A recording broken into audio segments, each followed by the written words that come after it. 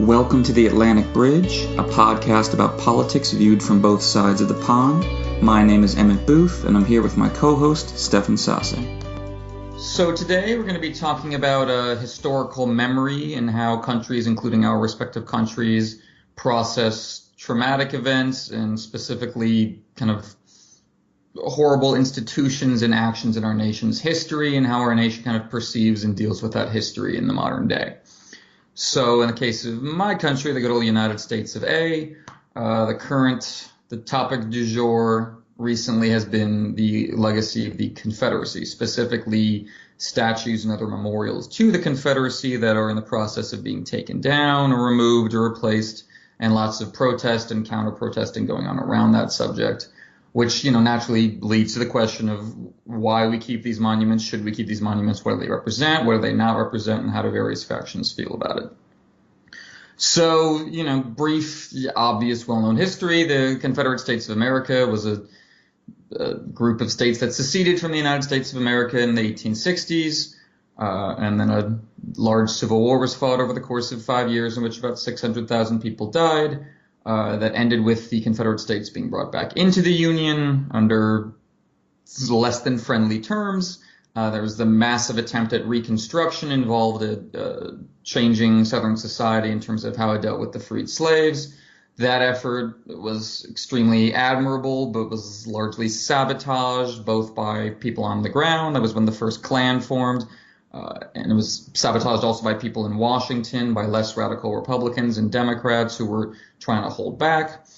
And in the end, the result was a rolling back of progress that black people in the South had made, the institution of the Jim Crow regime of laws, institution of the black codes, and basically, in a lot of places, a return to slavery in all but name. The sharecropping system, a regime of intense terror committed against freedmen, black people who tried to vote, black people who tried to organize politically, black people who tried to form unions. There was an intense terror campaign led against them, especially active in the 1890s, active again in the 1920s into the Second Klan. And the kind of resistance to this and the desire to remove this and fulfill the legacy of the Civil War and the immediate attempts at Reconstruction was what led to the kind of the seed of the civil rights movement starting in cities in the 1930s and kind of spreading throughout the rest of the country in the 50s and 60s, focusing on voting, education, etc., the civil rights movement we all know. So that's kind of thumbnail history of how that worked in my country over 100 years. And something we've been processing ever since is how to incorporate this part of our history into the grand American narrative. Do we look at it as a mistake? Like, there are people who will say that the Civil War shouldn't have been fought, that we should have found another way to end slavery. Do we look at it as one of the most powerful moments in American history where the federal government stepped in to make that happen? Should we look at it as a kind of a failure, a compromise success in which Reconstruction was unsuccessful, and we need to more closely examine how the federal government dealt with the Confederacy and dealt with slavery? And then, of course, there are people who think the Confederacy was awesome, or who think that the war wasn't about slavery at all, it was purely about states' rights, and saying it was about slavery is a lie. And people who insist that, keeping up statues of Confederate generals and politicians has nothing to do with slavery, and it's about Southern pride and heritage. And that's, those are the people who are angry about the statues being removed. So again, that's kind of a thumbnail on the perspectives on this particular issue. I mean, as far as I'm concerned, the history isn't going anywhere. Even if you remove the statues, you still teach about it. Parents still have the right to tell their kids whatever they want about it in either way. I think what removing the statues indicates is a couple things. One, that these men were traitors to the country that we live in. And it's weird, I think, to continually honor and show respect and love within a country for a group that tried to split the country apart and rebelled against it. I just think purely politically on its own, that's bizarre. Then there's the added, of course, moral dimension in which the war was absolutely about slavery. If you look at, all you have to look at is this writs of secession that the Southern states put out. They all mention slavery. They all mention the peculiar institution that the Confederate States of America was birthed to defend. And because the Southern states, it was the difference between the society with slaves and a slave society, as our friend Stephen Atwell pointed out once. A slave society is one where all levels of society have been reshaped to support slavery, where not only economics, but religion and culture and politics are all shaped around this being the core institution of your region. And, down to the mudsill theory, where even poor white people in the South enjoy this kind of social status and kind of emotional catharsis from being, well, at least I'm a step better than a slave. I have that. My whiteness grants me that, not only an economic liberty, but an internal emotional feeling. That was baked into Southern society at every level. And for me, removing the monuments and statues is saying that that wasn't good. And that's not something to honor. And that's not something, that's not a viewpoint we necessarily have to respect and honor as a country. Again, it doesn't get rid of the history. It doesn't get rid of how people feel wrongly, in my opinion, about that history. But what's celebrated isn't being Southern heritage or Southern pride. It's specifically this institution and this time in our history. And I think it's perfectly appropriate to take the step as a nation saying this was a shameful period. This is not true to who we want to be. It's true to who we are. And it's like, we're not trying to pretend it didn't happen. I've heard some people arguing that, and I think that's not the motivation, or for me, that's not the motivation. It's about expressing a desire. It's about affirming to people that this was, that it was not a mistake or not an error or not something to just be glossed over in our history, that this was central to who we are and we don't want it to be. For me, that's the statement we're trying to make by removing a statue of Confederate politicians and generals. And of course, but there's a lot of issues that get attached to it. People are wrapping this into discussions of political correctness. People are wrapping this, of course, into stuff about Trump. People are wrapping this into talk about the modern left and how they deal with protest and how they deal with history. But for me, that's at the core of it. It's a declaration of national identity, which, like I said, it would, and that's enough as a rule, even if they were just rebels. But the fact that they also were rebelling in the name of this, deeply horrifying exploitative system, I think is enough for us to say that we don't want to sanctify and memorialize and romanticize that part of our history anymore. We don't. I think about, like, I don't want a white kid in the South walking through a park and thinking that guy, that Robert E. Lee on the statue there, he's awesome. And I don't want a black kid walking through a park and having to look at those statues. Like, for both, I think that's terrible. And I think, as such, I think it's a necessary and great step. That's my take on that. How does it look from the outside, good sir? I think the biggest problem that you have as the United States in dealing with this past now is that over the decades you have a conflating of this whole Southern heritage thing, like Southern local traditions, local pride, which you have in every country, in every society. You have Southern Germans who are proud of being Southern Germans as opposed to Northern Germans, etc. So this is perfectly normal. But this has been conflated with the heritage of the Confederacy to the point where you can't divide them anymore. And that's the biggest problem. That's why you get such a strong reaction to removing these statues, because those people who are now standing there and trying sometimes violently to prevent these statues from being carried off into a museum where they belong, that they see it as an attack on their identity, really, and that they are perfectly able to put in a divider between the history of slavery and the bad parts on the one hand, and a certain imagined tradition of the South in another way. The gentlemanly ideals, the being courteous to women, and what have you. Basically your Gone with the Wind metaphor stuff. And the problem you have is that for more or less a century, this version of events has been allowed to grow, to flourish, especially in the first half of the 20th century, as I understand it, and has made these two things interchangeable and indivisible, basically. And so you have to get a huge pushback against it. There's no way around it. And what you would need to do is to teach a new generation and then another new generation to actually divide these two, to construct a new identity for the South of the United States without Confederate flags in pickup trucks.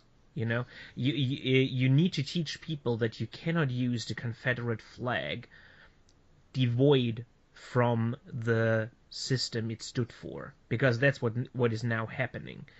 And to build the bridge over the Atlantic, so to speak, this is what the German state avoided out of two reasons. On the one hand, all Nazi symbols are outlawed in Germany. You cannot use a swastika. You really get prosecuted if you sport a swastika flag in your home, in your car, anywhere, really. Or like Edward Norton in American History X, if you get a tattoo of it or anything. This is like really outlawed. So there was never a possibility to build an alternate version of a separate German identity which also uses Nazi symbols. They have been quarantined. And that is what never happened with Confederate symbols. They were never quarantined. And on the other hand, our defeat was much more resounding. And of course, the Nazis were in a whole different ballpark than the Confederates when it comes down to being evil. So these two certainly helped. So if you now go through Germany, and you can find many monuments from the First World War. I mean, this is a war we lost, obviously, but we didn't lose it conclusively. So in every cemetery you go, in every city, you will find at the council hall, or however it's called, you will find a monument for the fallen of World War One. Not triumphalist, because again we lost, but they are there. There are no such monuments for World War Two, like none at all. If you're lucky, you'll find a small plaque with the dead from that period, but that's it. So we are starting from a whole different perspective, which brings with it its own baggage, because Germany collectively after 1945 decided to try to forget it completely and not remember it at all, which in terms for the Holocaust produced its own kind of problems, but I guess we will go there later on. But this is what I see in the Confederate discussion being the biggest problem: the conflation between legitimate regional identity and using Confederate imagery and tradition to express it.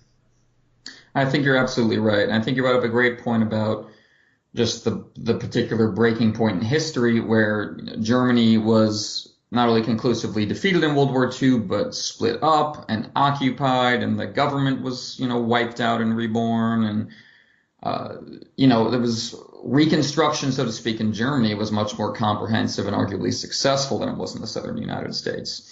So that, not only did that put more direct control over stuff like monuments, but you didn't have the same nostalgia wave, the kind of the moonlight and magnolias gone with the wind thing you mentioned regarding the American Confederacy. That didn't really build up in Germany. So that makes it a different question in terms of historical memory. Like you said, it's a question of whether or not these things belong in museums rather than in the public square, which I think is absolutely the appropriate question to ask. Because I'm not saying we should not have statues of these guys or keep the letters they wrote, but they belong in museums and libraries, not in the public square, not as a sanctioned part of modern day society. And you're right. I think it's the conflation of the Confederate States of America with Southern heritage and pride in general, and I think that's also rooted in the narrative. It's rooted in what's called the lost cause mythos, that the South was stabbed in the back during this. I mean, it has some certain similarities to not the Germans after World War II, but the Germans after World War I, in the sense that, you get the sense that they were stabbed in the back and that they had the more noble cause and that they were fighting dirty industrialists who were just kind of money grubbing. And so there's that certain similarity. But the Confederate flag wasn't used as a symbol of resistance in the South right away after the Civil War, but something developed, like you say, in the 20th century. So it was not even a direct callback to the Confederate era so much as trying to create this imagined history that linked up slavery, the Civil War, the fight against Reconstruction, both clans, and the resistance to the Civil Rights Movement. It was an attempt to create a single narrative out of all these events and link them into a narrative of Southern resistance and pride. And that, for me, is where the conflation you're talking about comes from, because it's a perspective on not only the Civil War, but all the history since then, and making it into one cultural narrative. And I agree, the key is teaching the younger generation to think about Southern pride and heritage differently. And hey, I love the South. I love a lot of aspects of the South. I love people I've met there. I love the food. I love the nature. I love the music. Like I'm not, it's too easy to jump to the South is bad, as if there's no great things there, or as if other parts of the country didn't have horrible racial discrimination and abuses and segregation and redlining and zoning and lynching. And, Indiana was where the second Klan was born. So this is not a purely Southern thing. The particular institution of the Confederacy is unique to the South, and how that history has been interpreted. But yeah, I mean, teaching the next generation to think about it differently. I mean, obviously that gets into part of why federal control over education is so frequently a hot button issue in my country. In part because of issues like this, because then local organizations and parents have less control over exactly how their kids think about this kind of history. But yeah, I mean, the German model of attaching this kind of shame to it, I can see how that has the negative flip side of leading to too much forgetting. Which is certainly not something I would advocate for in terms of the Confederacy. Like, I don't want to bring those statues down so we can just go, guess that's that, and we can all move on from that part of our history. It's, like I said, it's a question of moving it into a more museum, library, research space where we think about this intellectually as part of our history and not emotionally as part of our identity.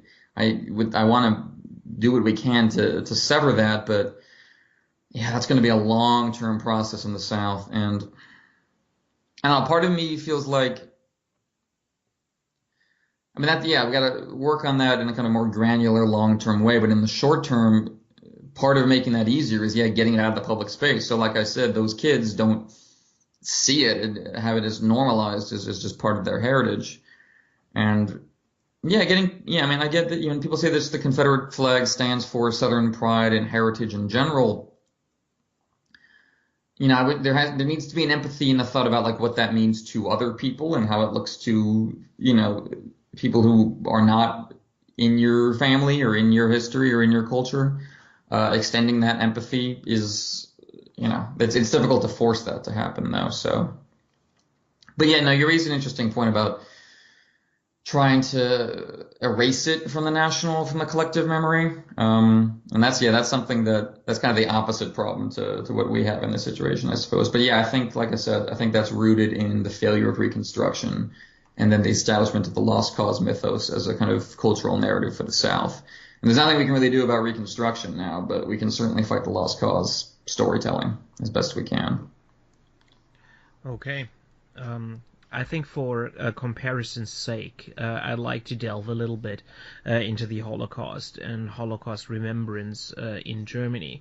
So to also start with a quick historic overview, anti-Semitism has always been a streak in Germany, as it was in the whole of Europe and in the USA in the 19th century, but it became more virulent in the beginning of the 20th, especially in Austria, for reasons that are a little bit too complex to go in here, but as you may or may not know, Hitler was an Austrian by birth. That's where he was born and where he spent his formative years of youth. And he came to believe that there needed to be a racially homogeneous nation of Germans, of which Austria would then have to be a part, and he viewed the Austrian state and the Austrian monarchy as actual obstacles to that. So he moved to Germany to become he was a migrant basically, and he moved to the place where he really felt at home, which was back then Germany. And when World War I broke out, he shirked a duty in the Austrian army and instead volunteered for the German army, in which he served for the duration of the war with distinction, if that counts anything. And there isn't much evidence of him being an overly political person. He seemed to have been a loner and a bit of a weirdo. But many people do describe him like that. But he doesn't seem to have been a real politics person. And that changed when the war ended. As for many people, the sudden defeat of the German forces came as a traumatic shock to Hitler and many other people like him. And he got radicalized, and he started from the beginning to work against the new German state, the first German democracy, the Weimar Republic. And he was pretty unsuccessful at that in the beginning. He soon became a prominent figure on the right, but he never could leave the fringes, not until the Great Depression hit Germany in the 1930s. 1930 specifically, and his party then began to skyrocket and to kind of like a big sponge to soak up all support for right-wing parties. He basically cannibalized all the rivals on the right, and then started making inroads into moderate conservatism. And as we can see, in each and every country where right-wing authoritarianism is on the rise, they always win if they're enabled by moderate conservatives, by mainstream conservatives, and that's what happened in Germany in the early 1930s. They accommodated Hitler, they worked together with him, and in the end they made him chancellor on the specific idea that he would soon fail and pave the way to a more traditional authoritarian German government under control of the nobles and all that stuff. Obviously, it didn't work out that way. Hitler then used the power that he had against the Jews, first isolating them socially by making laws that drove them from the economy, drove them from state service, etc. And then when World War II started, also to shepherd them into ghettos and now conquered Poland. And from there, later on, in 1943, beginning putting them into concentration camps to murder them. And there was a stop put to this only by the advancing Soviet army, because all those concentration camps were in the east. So Americans and British and so on, they didn't really have the opportunity to free any of those death camps because they were in Poland. So that honor goes to the Soviets. And after World War II, the extermination of the Jews didn't play such a major role. So, for example, in the Nuremberg trials, the most important charge that was brought against the surviving Nazis was starting the war, and not all the exterminations, for many, many reasons that also are too difficult to get in here. And when the Allies in the beginning Cold War turned over prosecution of German war crimes to the new German state, said new German state was all too happy to more or less stop those immediately, which is what they did. And there was a new status quo for like 15 years to incorporate all the Nazis and simply never to ask. Don't ask, don't tell, basically.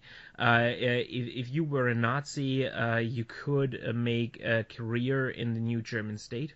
If you had been an enemy of the Nazis, for example, because you were in the resistance or because you fled the country, you couldn't. This is the dark chapter of our early democratic history of this state. And in the 60s, this began to change, because a new generation basically began to ask, what did our fathers do? Like trying to find out what had happened. And there was a very highly publicized trial, the so-called Auschwitz trial, in which personnel from the Auschwitz concentration camp was put on trial and found guilty. And that basically began a larger grappling with what had happened during the war. But it didn't really live very long. It went dormant once again, and through the 70s there wasn't that much of it. It had become a staple on the left, basically on the progressive parts of the country, to acknowledge it, but also not in a prominent spot. And it really went into overdrive in 1979 when this American TV series aired, Holocaust, which I think was also a large success in the United States. But when it was aired in Germany, it broke the dams, basically. And through the 1980s, there was a very hard-fought confrontation in the German public with historians and politicians and all weighing in. In 1985, our president at the time had a speech in which he called the Day of German Surrender, May 8th, a day of liberation for Germany, which was a hugely criticized speech back then, and which has now become pretty unremarkable because it has become official state policy. We are now also taking part in the May 8th celebrations, at least in the West. So this is how it became the norm, and around 1999, 2000, it started to switch a little bit because by now most people were dead who were actively involved, and the discussion went more in the direction of how do we view the Holocaust in the future, because now we are not directly responsible anymore. You know, the German state now with reunification and all of that, it's not the same German state, obviously. And the terminology that came out of it was we are not guilty, we are responsible. And we have a responsibility to make sure that this doesn't happen again. And that terminology was immediately abused to legitimize the Kosovo War in 1999. They fought against Milosevic in Kosovo with the battle cry of "Never again Auschwitz," which was problematic, to say the least. And then we built the Holocaust Memorial in Berlin. I think it was finished in 2006 or thereabouts, which is a pretty large area that is covered in concrete blocks, basically. I've been there. It was powerful. Yeah, which build up kind of a maze through which you can walk, and those blocks are like your average. I mean, how large are they? Like a meter maximum. Most of them more like half a meter. So you can actually chill out on them, and people are doing that. And it is a pretty weird monument as monuments go, but it is powerful, as you say. And there has been quite a discussion about it, but most people accept it. And that is, in a nutshell, our a little bit complicated history with the Holocaust. And again, since the 1980s, it has been a staple in school, especially. So if you are a student in Germany, you are going to hear about the Holocaust a lot. This has actually gone so far that many people don't want to hear about it anymore. But it comes up in your school life at least twice over the course of 9 school years or more. If you are going for the highest possible, it's 12 years that you have school, and you will hear it twice to four times. At least that's if you don't read a book that's going about it in literature or whatever.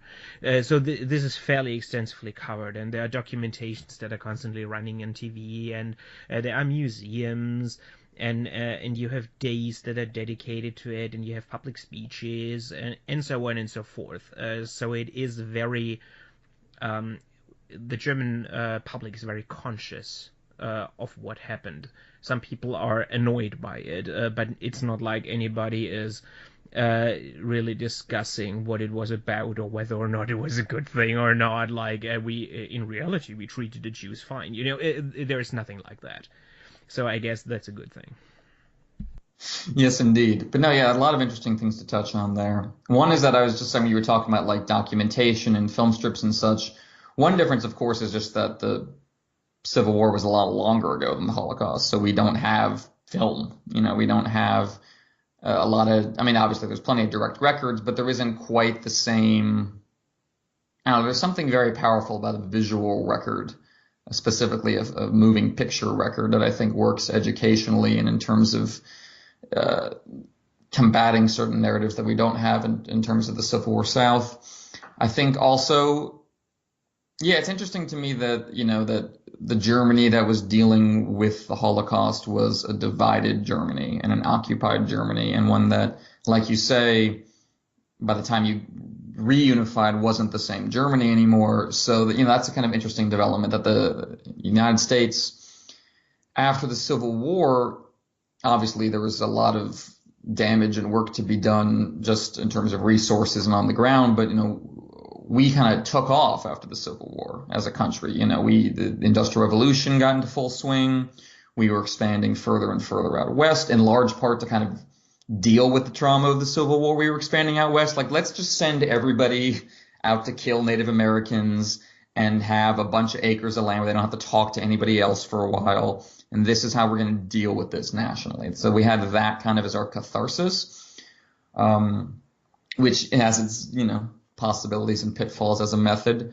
So that, we kind of processed it that way by like expanding our violence outward, towards Native Americans and towards Mexico. And yeah, educationally, this is where we get, I'm not, you could talk about we could talk about how the German education system breaks down, but yeah, in the United States, it's such an ongoing fight of federal jurisdiction over state and local education, and what you can teach and what the local school boards want you to teach. And that comes up on everything from evolution to sex ed to the history of the Civil War and the Confederacy. And yeah, I like what you said about we are not guilty, but we are responsible. I think that's a great distinction, and that's one we have a lot of trouble making here. I think it's very difficult for a lot of people to process the taking out of a Confederate statue as anything but like non-Southerners pointing in their face and saying, you are bad, you are evil people, and your grandparents were evil people, and your region is evil, and boo. Like, that's how it's perceived in a lot of ways. And I wonder if, like, we didn't, in terms of the Confederacy, I wonder if we didn't really process the lessons of something like the banality of evil from Hannah Arendt, where we realized that the point is that anyone can take part in a system like this. Your neighbor, your best friend, the nicest person you ever met could potentially be part of this. And so when we take down the statue, we're not saying that, you people who lived in the same place as Jefferson Davis are inherently just bad and backwards forever. We're saying that, you're not guilty, but you are responsible. This is part of us. And, the people who say, there's people who say, well, I didn't own slaves, or my family didn't own slaves, or my family wasn't even here when slavery was a thing. But it's, to which my response has always been, well, you celebrate the 4th of July, right? Your family didn't fight in the War of 1812. Your family didn't fight in the Revolution, but you get to honor that part of your history. And so you have to take the bad with the good. You can't erase the parts of your history that you're not comfortable with. And like I said, I've been to the Holocaust Memorial in Berlin. I was there. I was studying abroad in London, and I went to a couple European cities on weekends off, and Berlin was one of them. And yeah, there was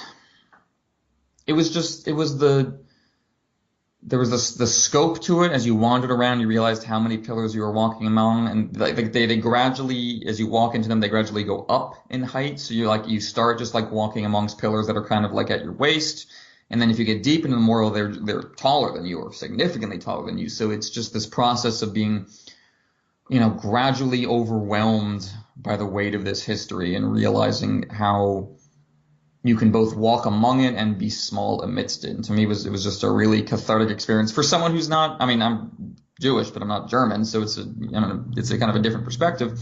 But it was a really cathartic moment. And yeah, we haven't established a way of thinking about the Civil War, the Confederacy like that. Again, because it's so wrapped up, because it's not really about the Civil War anymore. It's wrapped up in everything that came after it. It's wrapped up in resentment over Reconstruction and the federal government's role in civil rights and so many other issues. And it's become just a stand-in for everything that's happened politically around these issues ever since. And yeah, unwrapping that is really, really difficult. You mentioned former Nazi officials or people associated with the Nazi Party allowed to, still get positions in the German government. This obviously was done in a joking way in Dr. Strangelove, but that was a thing in America too. We had fascist scientists who we put to work, and, because they had their skills and their uses. So, and that was, same thing. There were pardons for Confederate leaders and people with those ideals who ended up in the military and government. And there was not much of a concerted effort to push back on that. And like you mentioned the speech about Germany as a day of liberation and this kind of concerted effort on the part of the institutions of government and moderates, and not just leftists, but the establishment, to really make this clear. And that's, I think, where we really fell short as a country, because it's not just that obviously the Klan rose up against Reconstruction. There was immense public resistance to it. There was resistance from the then Southern-based Democratic Party.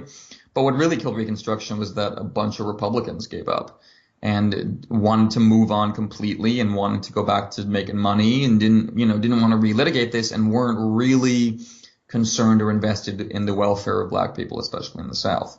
So there wasn't that same sense of ownership, of like public collective ownership of what had happened. It was more a sense of like, okay, we've done what we set out to do, and now we want to just get back to normal. And of course, the other big problem is that there's no really way to put this well. The Holocaust was so successful that there were fewer and fewer Jews around to be part of a longer-standing cultural coalition and the reformation of a new Germany. Not only were so many dead, but then many moved to America or moved to Israel. And of course, there are obviously still Jews in Germany and Jews who came back to Germany. But in the American South, it was just, we have millions upon millions upon millions of black people that need to be incorporated and need to be given economic and social sustenance. And so that was just such a massive program in and of itself that, again, the federal government eventually gave up on. And, I think there's a strong argument to be made that, like, the conservative distaste, the right-wing distaste in America for the welfare state is rooted in the idea that they had to provide 40 acres and a mule to ex-slaves, and the idea that they were going to be made responsible for redistribution, which I think is where a lot of the anger and worry of the post-Civil War era comes from, that it was going to be about not just freeing the slaves, but breaking down the manor system, breaking down the old Southern Guard, and redistributing the land and resources to the former slaves. And that didn't happen nearly to the extent it should have. But I think, as far as I know, that was not really the case in Germany. There wasn't really a plan. I mean, there was obviously, massive economic changes, and there was the Marshall Plan. There was obviously massive reconstruction efforts going on. But unless I'm wrong, there wasn't the same sense of a potential redistribution as to how the basic economic status of the society functioned. And I think that fear is what kept a lot of people from coming to a catharsis on this, or coming to a not guilty but responsible position on this, was the idea that if we own this, what is that going to mean for how we deal with wealth going forward? Because of course that's the other dimension. Obviously there was dimensions of economics and wealth of the Holocaust. There was accusations that the Jews were all rich, and of course the Jews were being, as they were being shut off the concentration camps, they were being systematically robbed, and Jewish businesses were being taken away from them and turned over to non-Jewish people. So there's always an economic dimension to something like this, of course. But in our case, it was, like I said, we're dealing with a society where everything had been built around slavery. So I think there was a strong sense of, we're not just losing our slaves, they're going to come back and take the house. Like, it would be like, we're not shipping them back to Africa, as a lot of people, even on the pro-abolition side, wanted to do. They're still going to be here, and they're going to have all our stuff, and they're going to have all our women and all that nonsense. So I think, what led to the backlash was a fear that the Civil War was just the beginning, that Reconstruction and all the programs that go with it were going to seriously reshape Southern's social status and economic status.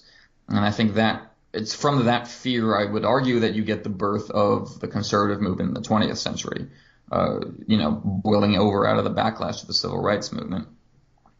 So that's something. Yeah, go ahead. I definitely agree on that count. This is an area where we had it much easier, because, as you mentioned, there weren't as many Jews. to start with. And after World War II, for obvious reasons, there were even less.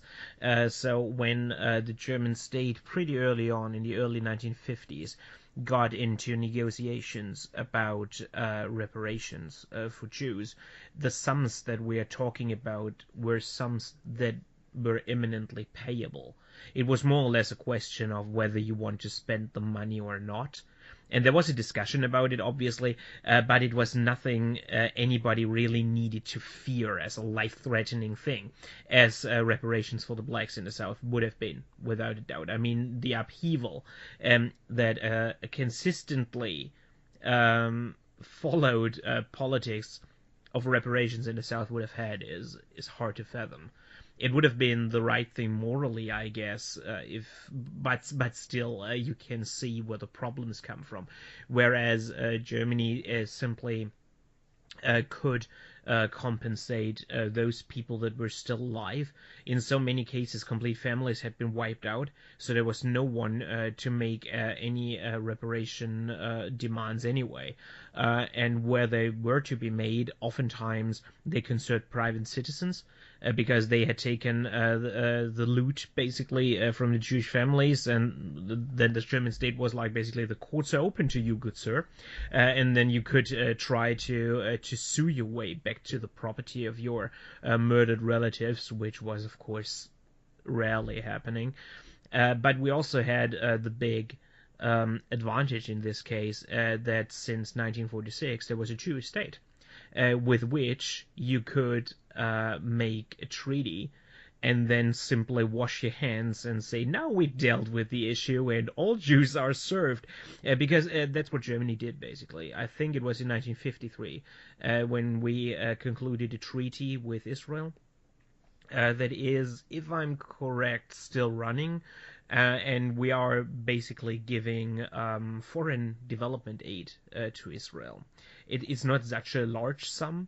It was much bigger in the 50s, obviously, but it allowed us to buy ourselves out of our moral guilt in this case, and it allowed Germans in the 50s to basically close the book on it. You know, like, we paid the Jews, now it's over. Which is an anti-Semitic cliche in and of itself, because obviously all Jews would care about is money, so there's that. But this put a lid on it pretty early on. We didn't pay many other groups, and this came back to haunt us, especially in the 1990s. So, for example, the German state during World War II conscripted a lot of foreign nationals as involuntary workers. They basically abducted them, mostly from Eastern Europe, but also a few 10,000s from Western Europe, and put them into slave labor in Germany under appalling conditions. And those people got reparations in the year 2000 if they were still alive, and sued. But still, Germany owned up to this as well, and has since given small reparations out to other victim groups as well. But again, since the genocide killed so many of them, and since we did it so late that most of the victims were already dead, this was just money. So the United States would have a much larger problem. I mean, Ta-Nehisi Coates talked about this at length, about this reparation problematic, and how would you even start with it, you know? And we had it easier in that department, which makes me kind of hesitant to tout us as a paragon of how to do this, because there are many problems there as well. So that's that. That's true. But I mean, even with the problematic aspects to it, and even with, as you say, the kind of the stereotype of just give the Jews the money, they'll be fine. At least that provides you a catharsis and a base to work from. Like that, you know, with that taken care of, then you can do the long-term granular work of education and processing and, you know, dealing with collective trauma and all that. If you don't even take the step of dealing with the direct loss and the economic disparities and the status going forward, then you can never get to a position of catharsis, because that catharsis is never going to feel earned or that it's based on anything. So, you know, Yeah, I love that Ta-Nehisi Coates article that you mentioned about reparations. And I think that it got to the heart of why the concept was such a threat, because it didn't just threaten people's Southern heritage, it threatened the entire racial and economic status of not just the South, but the entire country, really. It was a radical concept, and you can see why that had such a backlash to it. But there are so many ways of achieving catharsis. Like you brought up the Holocaust miniseries earlier. We had the miniseries Roots about slavery that came out, in roughly the same era. And it's obviously silly to attach too much importance to a TV show or a movie like Schindler's List or something, but there is an opportunity for catharsis there and a spark to begin discussions that I think can be really valuable. And I think that's where you get back to the pernicious legacy of something like Gone with the Wind or any other Moonlight and Magnolia piece of work that really cements this idea of the South as kind of the heart of chivalry and this kind of faded romance and this kind of noble, flawed but noble cause. And so that's really the root, I think, of a lot of that emotional feeling of this idea that a lot of people who just don't want to feel bad about the South or don't want to feel bad about the Confederacy and being made to feel bad about that. There's a lot of fragility there, of people who just don't even want to discuss the topic because of how it makes them feel or how it makes them feel about their heritage or about their country. And it's, and purely in terms of art, I've always felt that the way to deal with that to some extent is through mockery. I mean, there's an ongoing cultural historical debate about how to view Hitler in that regard and whether it's useful to mock him and bring him low and belittle him and present him as a ridiculous figure, from everything from the great dictator to the producers to anything else that's followed. Does that demean and diminish what he did, or is that appropriate because it destroys him as an icon, as an idol, as someone to be admired and feared? Lindsay Ellis on YouTube used to go under the banner of Nostalgia Chick, but now makes videos on her own. She's a really great kind of cultural movie critic. And she did a video recently on the value of satirizing Nazis and specifically focusing on the producers, but talking about the kind of the modern alt-right and how their kind of layers of irony work online. And just that while the modern alt-right has embraced satirical Nazi imagery and Nazi imagery in many respects, they've never been able to touch something like the producers because it made Hitler look so ridiculous and not someone you want to be like at all. And it's interesting to think about cultural debates around the memory of slavery and the Confederacy in this country in that regard, because you have something like, is it better to present it gravely, like something like 12 Years a Slave, where it's very focused on the atrocities and the horror and just kind of presented in a very kind of matter of fact, almost documentary manner sometimes. There's just a lot of very wide shots and just like, here's the thing, look at this horror. Or you have something that came out the same year as like Django Unchained, which a lot of the purpose was slavery is horrible and brutal, but slavery was also ridiculous. And this was presided over by these fops who thought they were great, but were just really the dumbest, silliest people who were clinging to a system that made no sense. And I think you can argue either way about what's the better kind of artistic way to process that kind of story. But I think there is a power. I think if you want to try to sever the tie people have between Southern heritage and their own identity on the one hand and the Confederacy on the other, part of it is to stop valorizing the individuals involved and making them look like heroes and either mocking them or presenting them purely as figures of research, which, to tie back around, is where you get back to the Confederate monuments that kind of sparked this discussion. The problem isn't that you remember things or you remember these people or that you have your heritage or your pride in the South. The problem is that level of respect and gravity, which is unearned by the people in the system you're honoring. That, it's the emotional, it's not just the memory, it's the emotional edge you're adding to it. A statue in a park means something publicly. It means that this is part of our ongoing life. It means that this statue in a park is as much of our ongoing life as the restaurant across the street from the park, or, the people doing exercise elsewhere in the park. Like it's saying that this should be part of the ongoing culture. It's not just heritage. It's not just past. It's here. It's now. It's part of who we say we are. And I think there are a lot of tools in the toolbox for tearing that down, but I think that has to be the goal, is diminishing the gravity and centrality of it. And I think, so maybe you need to be moving on like two roads at once. You need to be directly taking down public monuments and directly working on how you educate kids about it. And at the same time, you also need to, in a more kind of both one-on-one as people and artistically, take apart the image of the South and the image of the Confederacy, the image of Reconstruction. Because I think, again, like I said, a lot of the kerfuffle about the Confederate flag and Confederate memorials now is about not directly the Civil War, but the history that followed and how that history ended up mythologized. So we're dealing with, not just the realm of direct politics. We're not just dealing with the realm of direct factual history. We're dealing with the realm of myth and storytelling and narrative and how those all inform identity.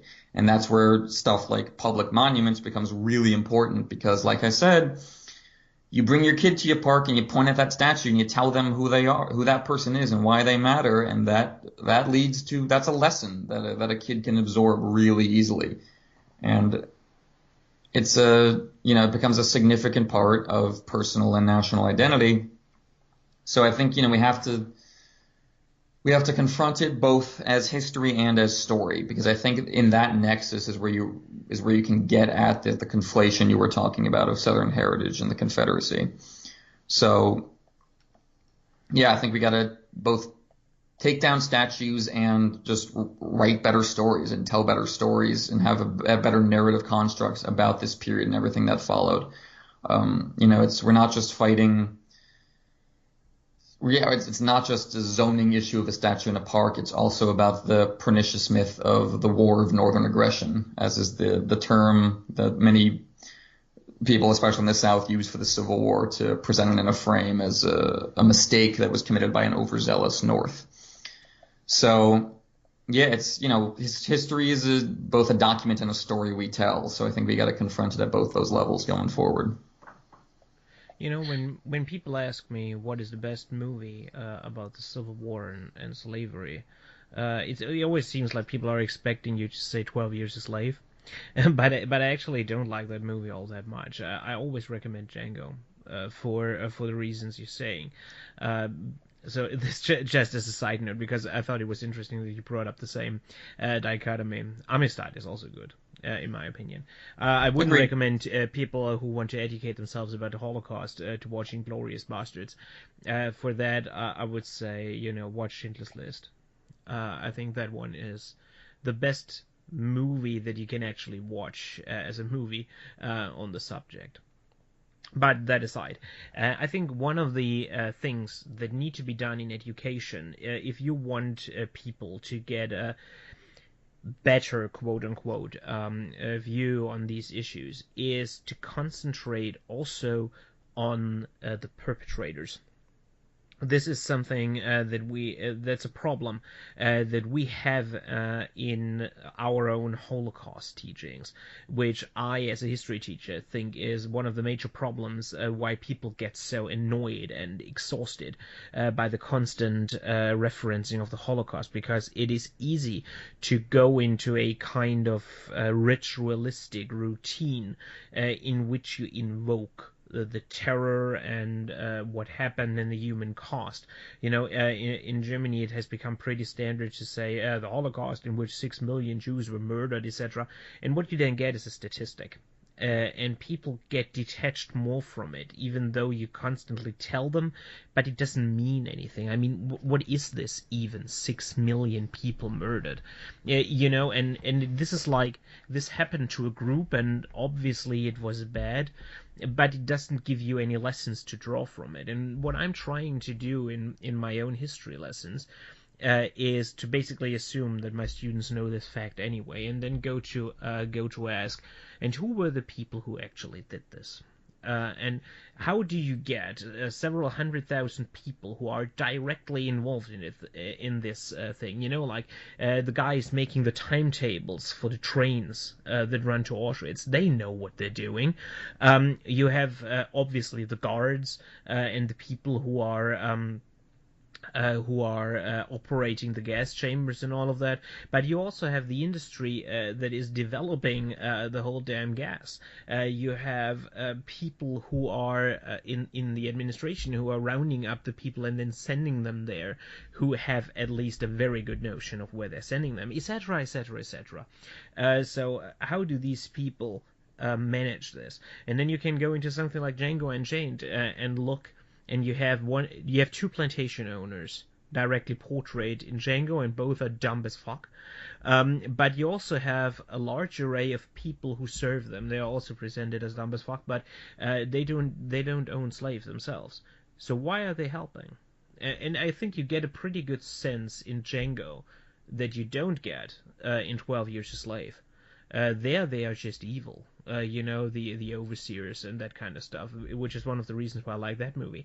But in Django, you can see the whole identity that is constructed around it, kind of a way of life that is constructed around this fact. And we in Germany, when the Holocaust happened, we had a very specific set of people who were directly involved in this and who basically regarded it as a technical challenge to be fulfilled, who were able to distance themselves from all emotions, from all morality, and simply viewed as a job that needed to be done and done well.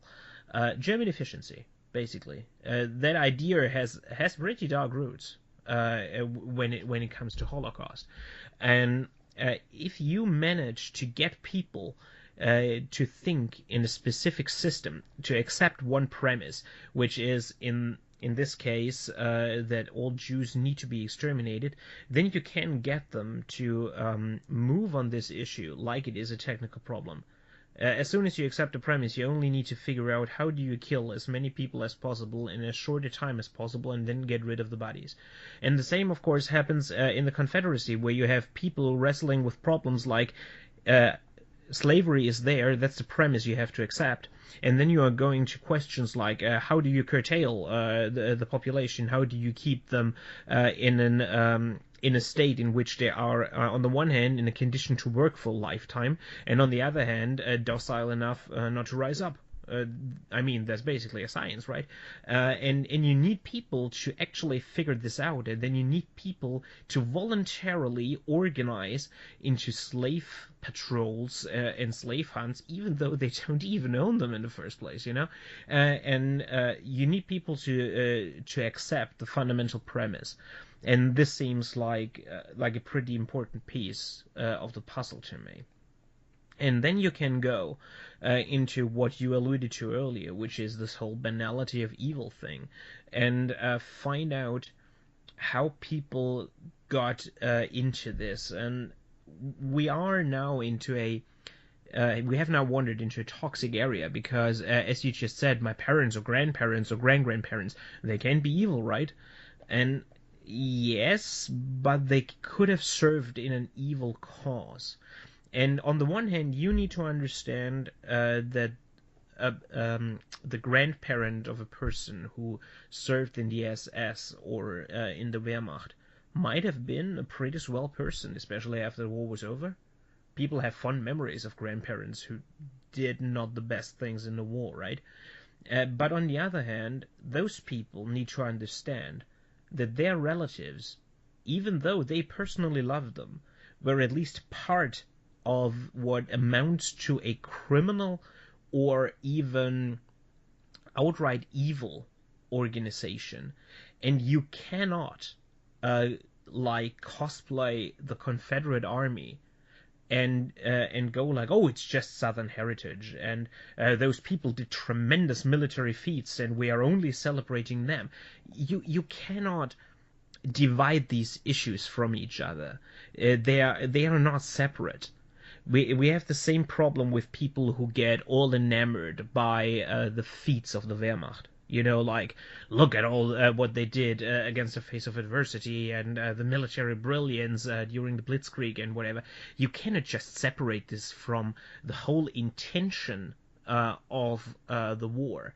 This is a discussion that we now have in Germany because our own modern democratic army the Bundeswehr, has its own problem with its tradition, because what do you do with your own history, with your military traditions? Can you draw them back to the Wehrmacht, or even to the armies of the Kaiser who fought in World War One, to the Prussian army of Frederick the Great who defeated Napoleon?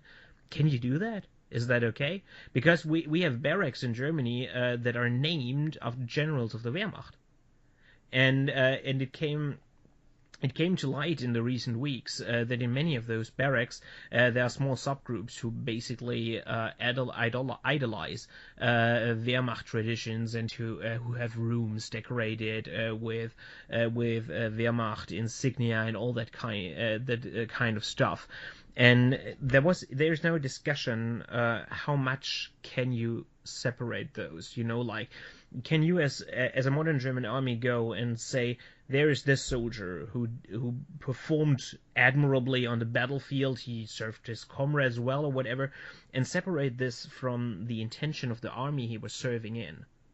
If you have an army and you send it into another country to exterminate the population, even if a soldier didn't have anything to do with the actual extermination of civilians and only performed soldierly tasks, can you separate that?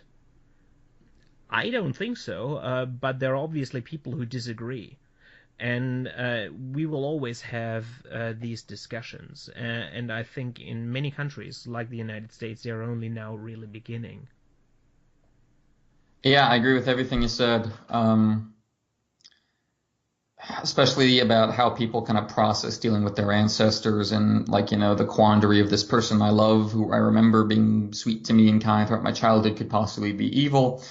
And I think, and maybe I can move this towards a concluding statement on it. I think the important thing is realizing that we could do this too. We are fully capable. You and I, everyone we know, is fully capable of taking part or standing by while something like this happens. I mean, in my country right now, we've got Mexicans and other Hispanic Americans being, rounded up and deported on Trump's orders. And, I'm not out in the streets stopping anyone from doing it. I oppose it to the extent that I can while living my, same life.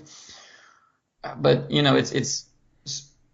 it's frighteningly capable for anyone to either take part or stand by during an atrocity, during an extermination, during anything like that. And I think that needs to be the understanding that, it's not that your ancestors were the worst people that ever lived. Some of them were, but it's that they yes, you remember this person fondly and they took part in this. And that could apply to you too. And that, for me, that's the lesson to take away from it. I mean, you can even hit this closer to home for us now. I mean, because the allegory for Mexican deportations allows us to portray as basically as the good guys, like a wayward resistance or whatever. But imagine a left-wing radical winning and now leading conservative talk radio hosts like Rush Limbaugh and asshole CEOs who put the country into a recession, to the chopping block. Would you intervene? That is basically a hard thing, and it is easy to fall into a mode where you say, like, I don't really agree, but on the other hand, where's the harm, right? And I mean, those people had it coming anyway, and I don't know none of these people, and I don't want to make my life too difficult. And that's how I would most likely watch Paul Ryan get executed, Like, it's easily imaginable. That's the terror of it. It's banal, like you said. It's very easy to imagine, and we need to. So I guess what I would say, kind of to sum it, is like we need to, in a sense, remove the Confederacy from public life, but also bring it back into our own personal understanding of it. We need to both take it away from being a collective source of pride, but also keep it in our hearts as something that we could have done too. Like, we need to have that kind of individual moral reckoning with it, without valorizing it. We need to, I mean, keep coming back to your phrase of not guilty but responsible, that you are, you individual human who lives in Tennessee, you are not personally responsible for slavery.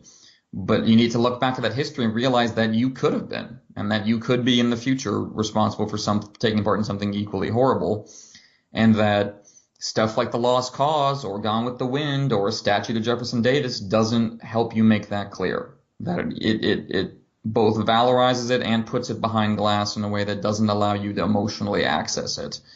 And it leads you to take any attack on it as a personal attack on you and as a declaration that you and your entire family and region are evil inherently. So, yeah, I mean, when we talk about the banality of it, it's not to diminish the horror of what's going on, but to realize that there is no remove from it, and that we are not in an enlightened era that is free of such things and will continue to be free of such things. That, the past is not even dead, it's not even past. And so it's not, removing a statue is not an attempt to erase history, but for me an attempt to reframe it away from a public valorization and more towards an understanding that these were evil acts committed by normal people, and that's how evil acts get done.